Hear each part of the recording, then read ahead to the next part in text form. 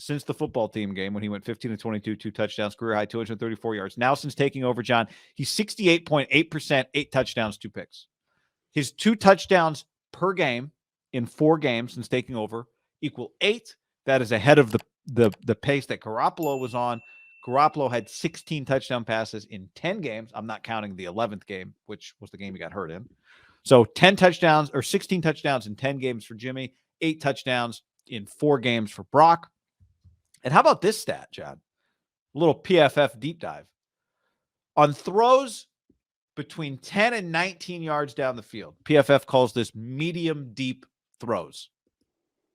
Which I'd say is a Shanahan sweet spot, likes that little area. And I'd actually call it like medium. I think medium deep is like it's medium deep plus. Like a 17-yard throw and an 11-yard throw to me are not the same category, but statistically. Wait, say that one more time. Like to me, just personally, like a 17-yard throw and an 11-yard throw are even different categories. But I agree. Yeah. 10 to 19-yard throws. Here's your completion. Is this air yards or the total yard? I gotcha. Jimmy, 62.7% completion. Brock, 74% on those throws. A little comparison on just maybe the types of throws they make. Throws behind the line of scrimmage. The Niners' percentage of throws behind the line of scrimmage has actually gone down slightly since Brock took over by like 1.5% from Jimmy. So there's really nothing that says we've talked a lot about the recipe being the same. It actually feels like the recipe's been a little different. It's been a little more spicy since Brock took over for the 49ers offense. I don't even think it's arguable from an eye test standpoint. Statistically, like you said, it's pretty impressive from an eye test standpoint. And Jimmy's had some great games, mainly in 19. I guess he had a couple this year. Great would be strong this year, but he had some great games in 19. One great one in actually, I'd say 2. The Seattle game at the end of the season and the New Orleans games were elite against big-time opponents on the road. This is the best passer they've had under Kyle Shanahan. And honestly, I don't know if it's that close when you factor in Jimmy just on a weekly basis does not push the ball down the field. He has his moments. Brock looks to push the ball down the field, right? Like they are an explosive passing game now. And Kyle will call plays for it. That's the other thing. Kyle's trusting this guy. I don't judge. I've never have coaches what they said. I remember Pete Carroll like, Colin Kaepernick's a starter in this league. It's like, well, why didn't you sign him as your backup? Because it was easy. John Harbaugh said the same thing. Yeah. Coaches always just say things, and I don't blame them for saying it, but like, I judge you on your actions, buddy. And just watch the way Kyle calls plays for this guy. I mean, he's letting it, and why wouldn't you? You call plays when you feel like they'll work. He definitely didn't trust Trey doing much. And when you factor in, I just brought up the Niners stat page on the season. Remember we tried to figure out like stat lines for Trey at the beginning of the season, what would be successful. It was like 23, 10, 3 or 4 rushing touchdowns, like 62%. Their season is when you combine the two of them, and really Trey only factors in with a 48% game and a pick. So it's basically just Jimmy and Brock has doubled Jimmy, he's already has 50% of his touchdowns in a shorter period of time. It's 25-8, 66%. That's pretty explosive. And I would imagine they both have a couple rushing touchdowns. I know Brock has the one, and Jimmy had 2. So you've got 3 rushing touchdowns between the two of them, statistically. And this is where, if you want to make an argument for Kyle doing it with multiple guys, they're playing 2 pretty shitty defenses these last couple weeks.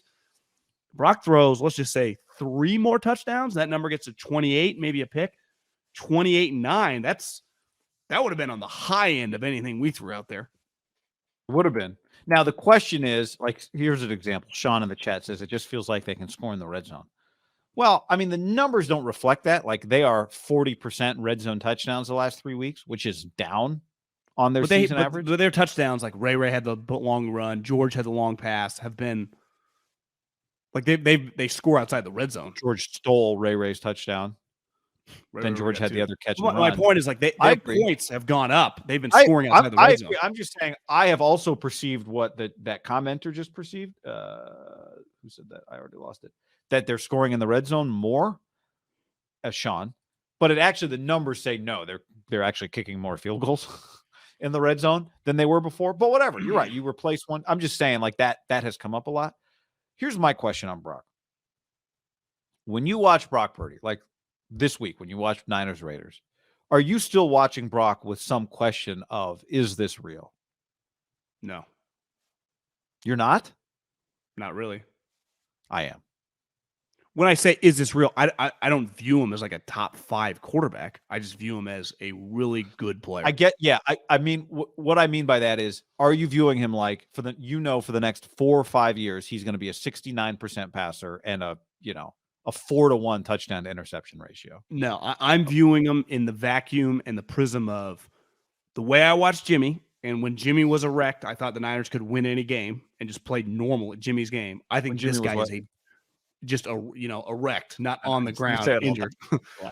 I think this guy is playing through his sample size and Jimmy's sample size. He's a better player. They have upgraded quarterbacks with Brock Purdy because his explosiveness in the passing game is just better. Now, the conversations about the offseason and the long term, yeah, I mean, you don't even have to have those now. I mean, I think it's pretty clear. Like, Jimmy's gone. He'll be somewhere else. And Trey and Brock will be on the team. And it's pretty clear, like, he's done enough. We already knew this because the way last year kind of was weird. Trey's never getting the job handed back to him. And just now, is it just an open competition? Like, there's still things to be learned. I think he's got to go take the job back from. I think we've reached the point, barring something, Brock turning into a pumpkin here the last 2 weeks of the regular season and the postseason. Like, I don't want to get ahead of ourselves. How many times do quarterbacks that win playoff games get replaced the next year by their team? Well, yeah, that's where you already took the step. What if they play the Giants and he had 3 picks and they lose at home? Yeah, the beauty for Kyle, he doesn't have to say or do anything, right? It's just he's got Trey Lance, he's got Brock Purdy. That would be bad. That would rattle you a little bit. Because somebody texted me a tweet from somebody, and it was just like, the Giants or the Niners are setting up to get the Giants at home. I don't view anybody, and I certainly don't view the Giants like they just can't beat you in the playoffs.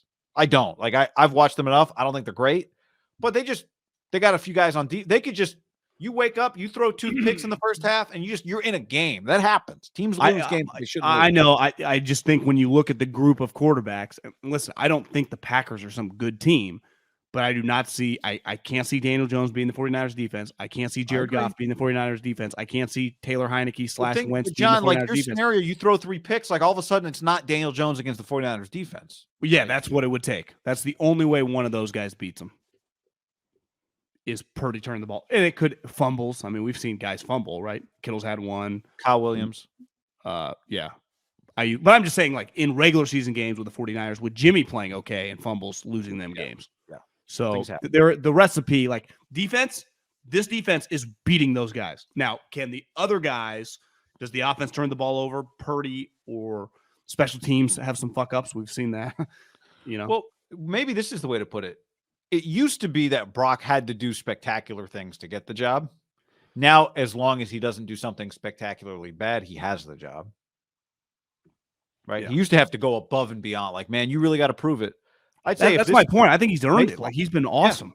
Yeah, he has been. No, I'm not debating that. I'm just saying, are you kind of? Is there any part of you that waits for? There's some point in time where you can't be a 4-to-1 touchdown interception guy, unless you just turn out to be one of the best quarterbacks in the league forever, right?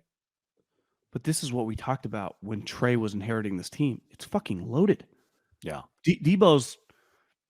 Who knows? I mean, we'll see. We're recording this before the practice. Kyle said there might be a chance he'd do something. At this point in time, I'd probably hold him out another week. Even though Mark goes on grass for a dome. The next week is at home. Like, this team, even without Deebo Samuel, who's a $60 million player, was an All-Pro last year and carried the Niners to the NFC Championship. They haven't skipped a beat. George Kittle, who had kind of gone MIA with Jimmy a little bit, has come storming back with touchdown after touchdown after touchdown.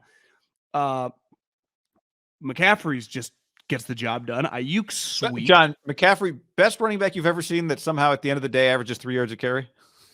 Yeah, because of what he does in the passing game, which is a huge reason why he's valuable in 2000 22 that, you couldn't run for 3 yards a carry in 1997 and be as functional, right? But I watch him as a running back. I'm like, oh, what a sweet run. I end my day thinking, man, McCaffrey looks sweet today on the ground. And then I check the box score, it's 3.1.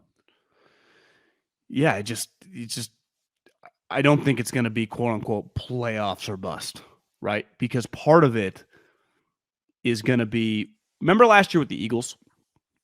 They go 9-8 and they play Tampa in the playoff game, and Jalen's really bad and really awful. Now, there weren't many options for them, even though they had 3 picks. People, wondered, could they trade up and draft one of the quarterbacks? But they just stuck with them because they really believed in the guy. Now, it's different than Purdy. Like, he had elements where he can function, but you could argue that's kind of what has him injured right now. Though I saw a clip right before we hopped on that he was throwing some passes at practice, so shoulder's not totally bad. But they believed in the person.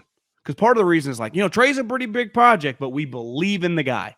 Purdy now has played well, and it's like, we love this fucking guy. Yeah, and the guys love the guy. That was part of like, the Jimmy thing. It's like, guys love him. I was also thinking that on my drive home. The Raiders sent Carr home while Jimmy was on the trade block, never going to play for the Niners, and just hung out with the dudes. Thought about that too. You think that's high level shit, John? Not just hanging out with the dudes, practicing next to the team. Would see the guys walk in front of the him. There were fans there posting videos. And by about the 7th day, even though it was weird, it became less weird, and it was just turned out to be pretty normal. So yeah, I mean, I think the Niners.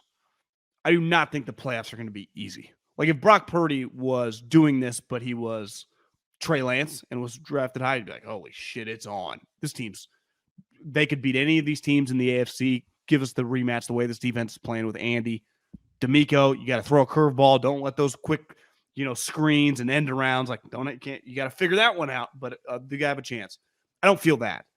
But I definitely have come dramatically farther the moment Jimmy got hurt. Like, this team's done. Like, yeah, they can win the NFC. Now, they would be the underdog in the Super Bowl, right, against the Chiefs or the Bills, and rightfully so against the Chiefs. Like, we saw that game. You would doubt it would be a repeat, but it was a big mismatch. The line would probably be like 4, but they'd be the underdog. They'd be the underdog as well against the Bills. But I do believe they can win the NFC, especially when you factor in, like, the Eagles have dropped some guys, and that's not because of Purdy, but like because of the confidence I have in what I've seen. It's not game in, game out against. He's getting crushed. He got hit a couple times in that Washington game.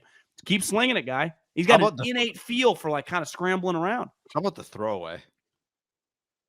Free runner comes. He rolls left. He like turns out and rolls left.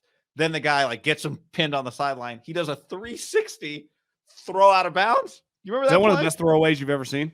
I did a short video on it on the YouTube. People can go check out our reaction to that. I don't know if you did you catch that video? I don't think I did. Posted that one yesterday or Tuesday on our YouTube channel. Did well. It was our reaction to that play. Yeah, go check that out. Anyway, yeah, he's his feel for the game is, I think it's the confidence that they have in him as well. It's not just part of it's like this. Okay, let's say Minnesota wins this week, which are you confident Cousins just going into Lambeau and cold and just winning that game? It's going to be hard. But let's just assume that just for statistics, like they're the 2 seed, the Niners are the 3 seed. Why do we just feel great about Cousins? Jalen would have been the one guy where it'd be like, I've seen this body of work. He's a high level guy, scary. Very talented. You would have been like, if he was fully healthy, you would expect Jalen to at home. Eagles would be a formidable foe. They've earned it. They would have been 16-1 with Jalen healthy. Would take him seriously. Everyone else in the NFC do not get the same. We saw Dak Prescott last year. I'll fucking play the Cowboys any day of the week. Tom Brady, we saw that movie play out. That team stinks. That team sucks. Daniel Jones is having like his Alex Smith, right? Clearly, he's just a credible, functional player. I would say Alex is better, but he's, to me, in that mold of like, get ready. Daniel Jones can play in the league for a while. Well, you wake up next year and it's like, well, they tried. A few things didn't. He's just back on the Giants, right? The Jimmy Garoppolo. You're like, yeah, okay. I'd take Daniel Jones over Jimmy Garoppolo if I'm them. Yeah, I'm just saying. I just mean like they may try to find other options. And it's sometimes it's hard to upgrade that position when you've got an average quarterback. For sure.